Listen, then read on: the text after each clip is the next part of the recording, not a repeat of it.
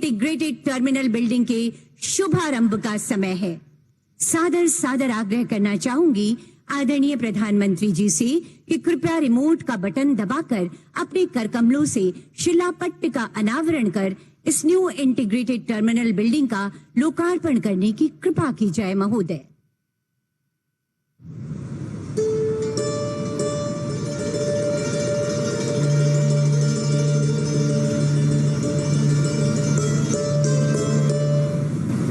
इस अवसर पर एक बार और जोरदार तालियां होनी चाहिए आप सबकी तरफ से। बहुत बहुत आभार व्यक्त करती हूं माननीय प्रधानमंत्री जी का शिलापट्ट का अनावरण कर वीर सावरकर अंतर्राष्ट्रीय हवाई अड्डे में एक नया अध्याय जोड़ने हेतु।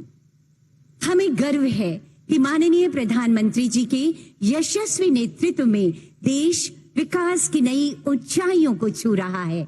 नवीन भारत के शिल्पकार माननीय प्रधानमंत्री जी अपनी अद्भुत कार्यशैली और बेमिसाल सोच के लिए जाने जाते हैं। आज के इस अवसर पर अब मैं माननीय प्रधानमंत्री जी से विनम्र आग्रह करना चाहती हूं, अपने प्रेरणादायी विचारों से हमें अनुग्रहित करें, हमारा मार्ग प्रशस्त करें महोदय। माननीय प्रधानमंत्री जी।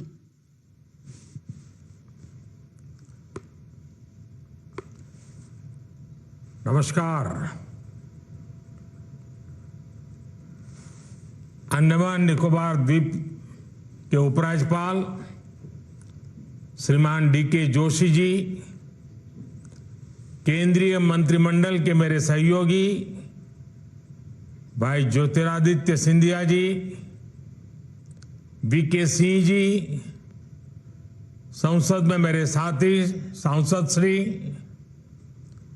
अन्य सभी महानुभाव और अंडमान निकोबार द्वीप समूह के मेरे भाई और बहनों, आज का ये कार्यक्रम भले ही पोर्ट ब्लेयर में हो रहा है, लेकिन इस पर पूरे देश की नजरें हैं। लंबे समय से अंडमान निकोबार के लोगों की मांग थी कि वीर सावरकर एयरपोर्ट की कैपेसिटी बढ़ाई जाए, और पिछले जो हमारे सांसद थे वो तो हर हफ्ते मेरी चैम्बर में आकर के इसी काम के लिए लगे रहते थे। तो आज वो बहुत खुश नजर आ रहे हैं, और मैं अभी टीवी पर सब मेरे पुराने साथियों को देख रहा हूं। अच्छा होता मैं आज आपके बीच आकर के इस उत्सव में शरीक होता, लेकिन समय अभाव से खुद तो नहीं आ पाया। लेकिन आप सबके चेहरे की खुशी देख रहा हूं, आनंद से भरा हुआ माहौल में अनुभव कर रहा हूं। साथियों, देश भर से जो कोई वहां घूमने जाना चाहते हैं, उनकी भी यही इच्छा थी। अभी तक मौजूदा टर्मिनल की कैपेसिटी हर रोज 4000 टूरिस्ट को हैंडल करने की थी। नया टर्मिनल बनने के बाद इस एयरपोर्ट पर हर रोज करीब करीब 11000 टूरिस्ट को हैंडल करने की कैपेसिटी बन गई है। नई व्यवस्था में अब एयरपोर्ट पर एक साथ 10 विमान भी खड़े हो पाएंगे, यानी यहां के लिए नई फ्लाइट्स के लिए भी रास्ता खुल गया है। और ज्यादा फ्लाइट्स आने, ज्यादा टूरिस्ट आने का सीधा मतलब है ज्यादा से ज्यादा रोजगार। पोर्ट ब्लेयर की इस नई टर्मिनल बिल्डिंग में ईज ऑफ ट्रैवल बढ़ेगा, ईज ऑफ डूइंग बिजनेस बढ़ेगा, और कनेक्टिविटी भी बेहतर होगी। मैं देश के लोगों को, पोर्ट ब्लेयर के सभी साथियों को इस सुविधा के लिए बहुत बहुत बधाई देता हूं। साथियों, लंबे समय तक भारत में विकास का दायरा कुछ बड़े शहरों, कुछ क्षेत्रों तक सीमित रहा। कुछ दलों की स्वार्थ भरी राजनीति के कारण विकास का लाभ देश के दूर दराज वाले इलाकों तक पहुंचा ही नहीं। ये दल उन्हीं कामों को प्राथमिकता देते थे जिसमें इनका खुद का भला हो, इनके परिवार का भला हो।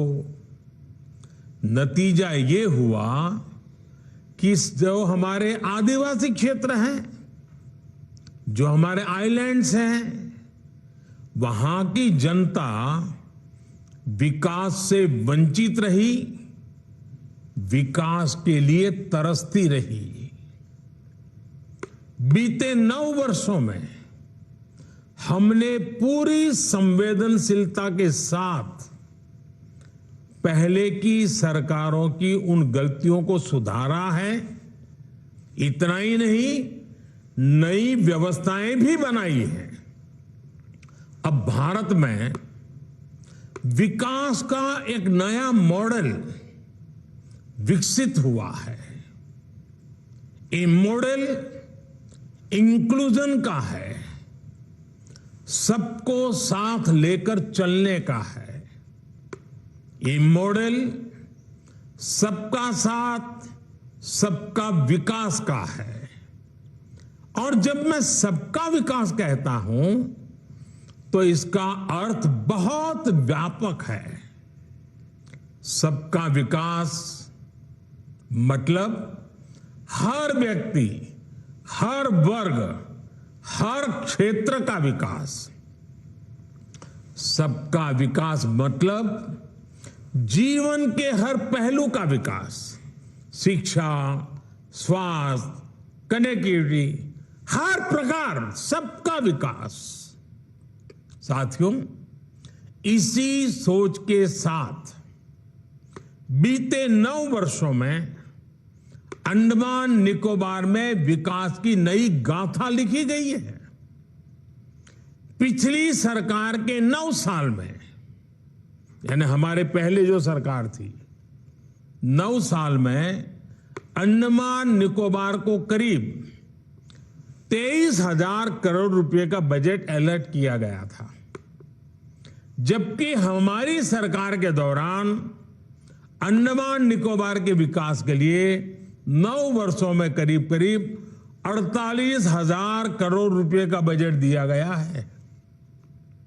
यानी हमारी सरकार ने अंडमान निकोबार के विकास के लिए पहले के मुकाबले 2 गुना ज्यादा पैसा खर्च किया है। पिछली सरकार के 9 साल में अंडमान निकोबार में 28,000 घरों को पानी के कनेक्शन से जोड़ा गया था। हमारी सरकार के 9 साल में यहां के करीब 50,000 घरों तक पानी का कनेक्शन पहुंचाया गया है। यानी हर घर जल पहुंचाने के लिए भी हमारी सरकार ने पहले के मुकाबले 2 गुनी रफ्तार से काम किया है। आज यहां के लगभग हर व्यक्ति के पास अपना बैंक अकाउंट है। आज यहां के हर गरीब को 1 नेशन 1 राशन कार्ड की सुविधा मिली हुई है। पहले की सरकार के समय अंडमान निकोबार में एक भी मेडिकल कॉलेज नहीं था। ये हमारी सरकार है जिसने पोर्ट ब्लेयर में मेडिकल कॉलेज की स्थापना की है। पहले की सरकार के समय अंडमान निकोबार में इंटरनेट सैटेलाइट के भरोसे ही था। हमारी सरकार ने समंदर के नीचे सैकड़ों kilometre submarine optical fibre cable बिछाकर इस परेशानी को दूर कर दिया है। साथियों, अंडमान निकोबार में हो रहा सुविधाओं का ये विकास यहां के टूरिज्म को गति दे रहा है। जब मोबाइल कनेक्टिविटी बढ़ती है तो टूरिस्ट भी बढ़ते हैं। जब हेल्थ इंफ्रास्ट्रक्चर सुधरता है तो टूरिस्ट का आना जाना और बढ़ जाता है। जब एयरपोर्ट पर सुविधाएं बढ़ती हैं तो टूरिस्ट यहां आना पसंद करता है। जब रोड अच्छी होती है तो टूरिस्ट अपने इलाके में ज्यादा से समय बिताता है। इसलिए ही अंडमान निकोबार आने वाले टूरिस्टों की संख्या अब 2014 के मुकाबले 2 गुनी हो गई है। यहां स्नॉर्केलिंग, स्कूबा डाइविंग, सी क्रूज जैसे एडवेंचर के लिए आने वाले टूरिस्टों की संख्या भी बढ़ रही है। और साथियों, मेरे अंडमान निकोबार के भाई बहन सुन लीजिए, ये तो अभी शुरुआत है। आने वाले सालों में ये संख्या कई गुना बढ़ने वाली है। इससे अंडमान निकोबार में रोजगार, स्वरोजगार की नई संभावनाएं बनने वाली है। साथियों, आज अंडमान निकोबार विरासत भी और विकास भी इस महामंत्र का जीवंत उदाहरण बन रहा है। आप भी जानते हैं कि अंडमान निकोबार में लाल किले से भी पहले तिरंगा फहराया गया था, लेकिन फिर भी यहां सिर्फ गुलामी के ही निशान दिखते थे। ये मेरा सौभाग्य है कि साल 2018 में मैंने अंडमान में उसी स्थान पर तिरंगा लहराया जहां नेताजी सुभाष ने झंडा फहराया था। ये हमारी ही सरकार है जिसने रॉस आइलैंड को नेताजी सुभाष का नाम दिया। ये हमारी ही सरकार है जिसने हैवलॉक और नील आइलैंड को स्वराज और शहीद आइलैंड का नाम दिया है।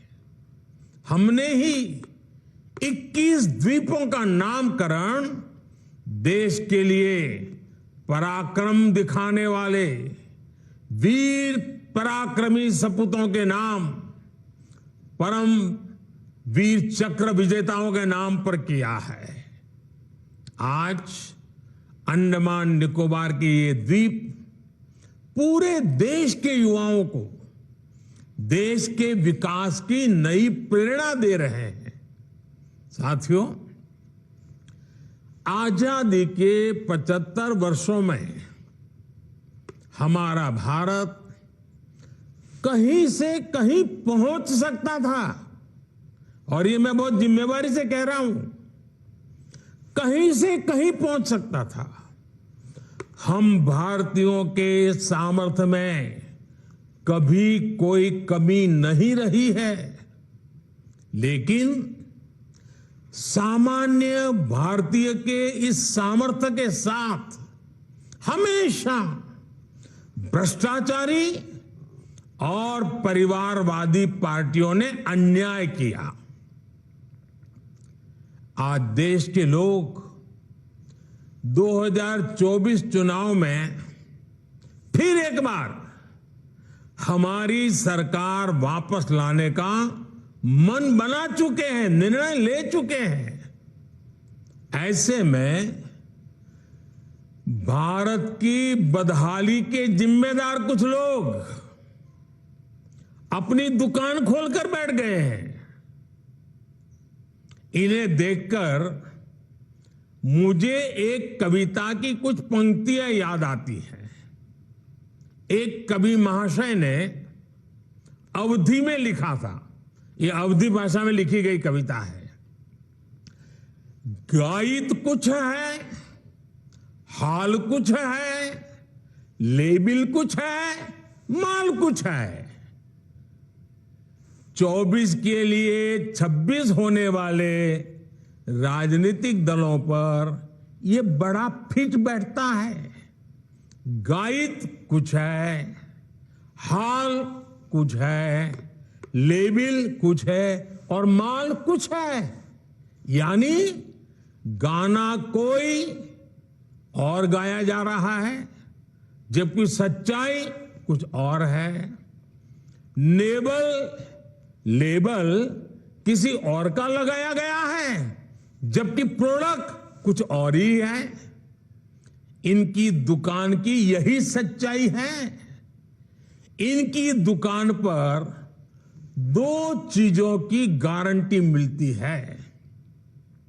एक तो ये अपनी दुकान पर जातिवाद का जहर बेचते हैं और दूसरा ये लोग असीमित भ्रष्टाचार करते हैं। आजकल ये लोग बेंगलुरु में जुटे हैं। एक जमाने में एक गाना बहुत मशहूर था, मुझे तो पूरा याद नहीं है लेकिन मुझे याद आ रहा है। एक चेहरे पर कई चेहरे लगा लेते हैं लोग। एक चेहरे पर कई चेहरे लगा लेते हैं लोग। आप देखिए ये लोग कितने चेहरे लगाकर बैठे हैं। जब ये लोग कैमरे के सामने एक फ्रेम में आ जाते हैं तो पहला विचार देश के सामने क्या आता है? पहला विचार देश के लोगों के मन में यही आता है, पूरा फ्रेम देख करके देशवासी यही बोल उठता है, लाखों करोड़ों रुपए का भ्रष्टाचार। इसलिए देश की जनता कह रही है कि ये तो कट्टर भ्रष्टाचारी सम्मेलन हो रहा है। कट्टर भ्रष्टाचारी सम्मेलन हो रहा है। ये लोग गा कुछ और रहे हैं, हाल कुछ और है। इन्होंने लेबल कुछ और लगाया हुआ है, माल कुछ और है। इनका प्रोडक्ट है 20 लाख करोड़ रुपए के घोटाले की गारंटी। 20 लाख करोड़ रुपए के घोटाले की गारंटी। साथियों, इस बैठक की एक और खास बात है। अगर कोई करोड़ों के घोटाले में जमानत पर है तो उसे बहुत सम्मान की नजर से देखा जाता है। अगर पूरा का पूरा परिवार ही जमानत पर है तो उसकी और ज्यादा खातिरदारी होती है। अगर किसी दल का कोई वर्तमान मंत्री भ्रष्टाचार के मामले में जेल जाता है तो उसे एक्स्ट्रा नंबर देकर स्पेशल इनवाइटी बुलाकर बुलाया जाता है। अगर कोई किसी समाज का अपमान करता है, अदालत से सजा पाता है तो उसकी बड़ी आवाभगत होती है। अगर कोई अदालत से करोड़ों के घोटाले में दोषी पाया गया है तो इस बैठक में शामिल होने की उसकी क्वालिफिकेशन और बढ़ जाती है। बल्कि ये लोग तो उससे मार्गदर्शन मांगते हैं। भ्रष्टाचार को लेकर इनमें बड़ी आत्मीयता है, बड़ा प्रेम है। इसलिए 20 लाख करोड़ रुपए के भ्रष्टाचार की गारंटी देने वाले ये लोग बड़े प्रेम से, बड़ी आत्मीयता से आपस में मिल रहे हैं। साथियों, भ्रष्टाचार की इस दुकान में जुटे हुए ये सभी परिवारवाद के कट्टर समर्थक हैं। न खाता न वही, जो परिवार कहे वही सही। लोकतंत्र के लिए कहा जाता है of the people, by the people, for the people. लेकिन इन परिवारवादियों का मंत्र है of the family, by the family, for the family. Family first, nation nothing. इन लोगों का मोटो है, इनकी यही प्रेरणा है। ये लोग देश के लोकतंत्र को, देश के संविधान को अपना बंधक बनाना चाहते हैं। इनके लिए मैं यही कहना चाहूंगा, नफरत है, नफरत है, घोटाले हैं, नफरत है, घोटाले हैं, तुष्टीकरण है, मन काले हैं। नफरत है, घोटाले हैं, तुष्टीकरण है, मन काले हैं। परिवारवाद की आग के दशकों से देश हवाले हैं। साथियों, इनके लिए देश के गरीब के बच्चों का विकास नहीं, बल्कि अपने बच्चों का, अपने भाई भतीजों का विकास मायने रखता है। आजकल आप देखते हैं कि देश में स्टार्टअप बढ़ रहे हैं। हमारे युवा बड़ी संख्या में पेटेंट करा रहे हैं, ट्रेडमार्क रजिस्टर करा रहे हैं। स्पोर्ट्स की दुनिया में मेरे देश के नौजवान छाए हुए हैं, बेटियां कमाल कर रही हैं। ये युवा शक्ति हमारे देश में पहले भी थी, लेकिन इन परिवारवादी पार्टियों ने कभी देश के सामान्य युवा की शक्ति के साथ न्याय नहीं किया। इनकी एक ही विचारधारा है, एक ही एजेंडा है, अपना परिवार बचाओ, परिवार के लिए भ्रष्टाचार बढ़ाओ। इनका कॉमन मिनिमम प्रोग्राम है देश का विकास रोकना, अपने कुशासन पर पर्दा डालना और अपने भ्रष्टाचार के विरुद्ध कार्रवाई को रोकना। अब देखिए, ये जो जमात इकट्ठी हुई है ना, उनके कुनबे में बड़े से बड़े घोटालों पर, अपराधों पर इनकी जुबान बंद हो जाती है। जब किसी एक राज्य में इनके कुशासन की पोल खुलती है, तो दूसरे राज्यों के ये लोग फौरन उसके बचाव में तर्क देने लगते हैं। कहीं बाढ़ घोटाला होता है, किसी का अपहरण होता है, तो कुनबे के सारे लोग सबसे पहले चुप हो जाते हैं। आपने देखा है कि कुछ दिन पहले ही पश्चिम बंगाल में पंचायत चुनाव हुए, वहां सरेआम हिंसा हुई, लगातार खून खराबा हो रहा है। इस पर भी इन सब की बोलती बंद है। कांग्रेस के, लेफ्ट के अपने कार्यकर्ता वहां खुद को बचाने की गुहार लगा रहे हैं, लेकिन कांग्रेस और लेफ्ट के नेताओं ने अपने स्वार्थ में अपने कार्यकर्ताओं को भी मरने के लिए छोड़ दिया है। राजस्थान में बेटियों से अत्याचार हो या परीक्षाओं के पेपर लीक हो रहे हो, इन्हें कुछ दिखाई नहीं देता। परिवर्तन की बातें करके जनता से विश्वासघात करने वाले जब करोड़ों का शराब घोटाला करते हैं तो ये कुनबा फिर उन्हें कवर देने लग जाता है।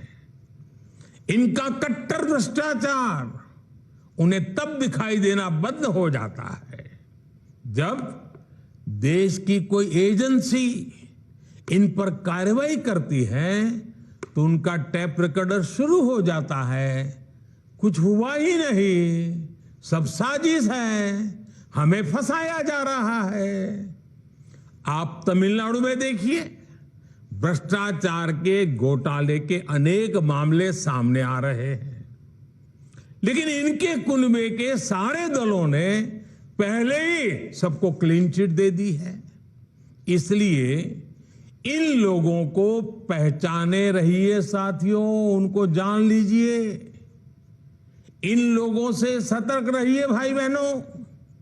साथियों, इन लोगों की साजिशों के बीच हमें देश के विकास के लिए खुद को समर्पित रखना है। आज दुनिया में अनेक उदाहरण हैं जहां द्वीपों ने और समुद्र किनारे बसे छोटे देशों ने अभूतपूर्व प्रगति की है।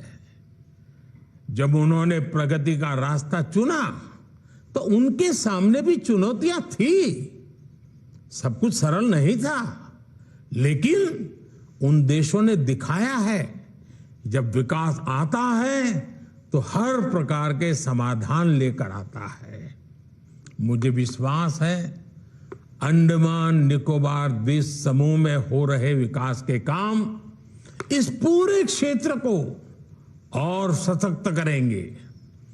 कनेक्टिविटी की ये नई सुविधा वीर सावरकर इंटरनेशनल एयरपोर्ट का नया टर्मिनल्स सबके लिए लाभकारी हो, इसी कामना के साथ वीडियो कॉन्फ्रेंस के इस कार्यक्रम में भी इतनी बड़ी तादाद में आप लोग आए, आपकी खुशी में यहां से अनुभव कर रहा हूं, आपका उत्साह में अनुभव कर रहा हूं। ऐसे मौके पर एक नया विश्वास, नया संकल्प लेकर के देश आगे बढ़े, अंडमान निकोबार भी आगे बढ़े, इसी कामना के साथ आप सबको बहुत बहुत शुभकामनाएं, बहुत बहुत धन्यवाद।